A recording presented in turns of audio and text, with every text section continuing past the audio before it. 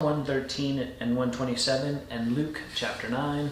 And we're going to stick with the book of Ezra because there's some important things here that we want to flesh out when it talks about opposition and how we go about that, and what Ezra does that I think is really helpful for us individually and corporately as the body of Christ. And so, beginning of chapter 4 says, when the adversaries of Judah and Benjamin heard that the returned exiles were building a temple to the Lord, the God of Israel, they approached Zerubbabel and the head of fathers' houses and said to them, "Let us build with you, for we worship your God as you do. We have been sacrificing to him ever since the days of Esarhaddon, king of Assyria, who brought us here."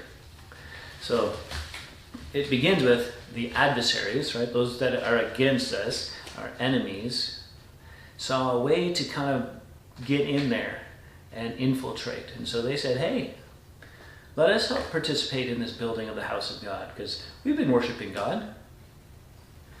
But notice what Zerubbabel says. Verse 3.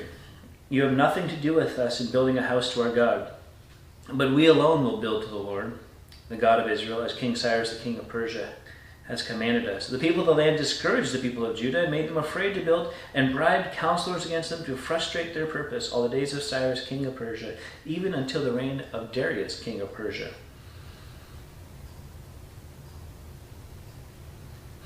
And then they even brought accusations.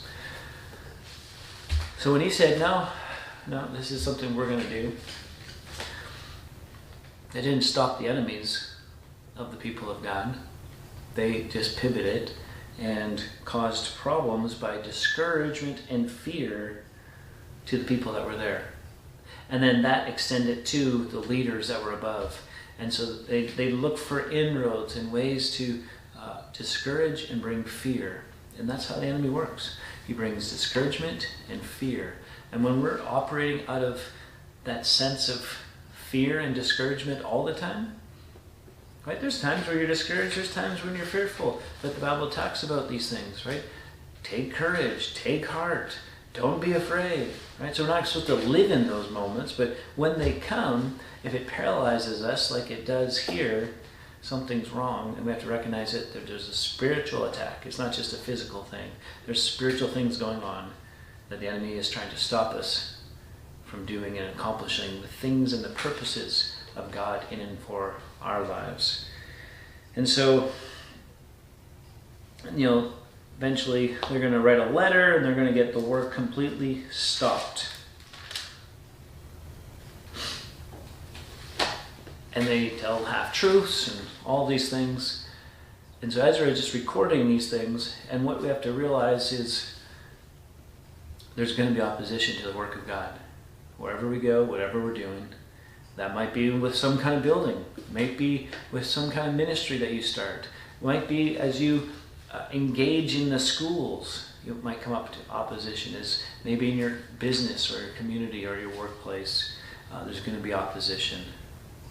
And Jesus said it this way: "In this world you'll have tribulation, but take heart, I have overcome the world." All right, so we don't have to tread lightly. We don't have to go, we got to be careful.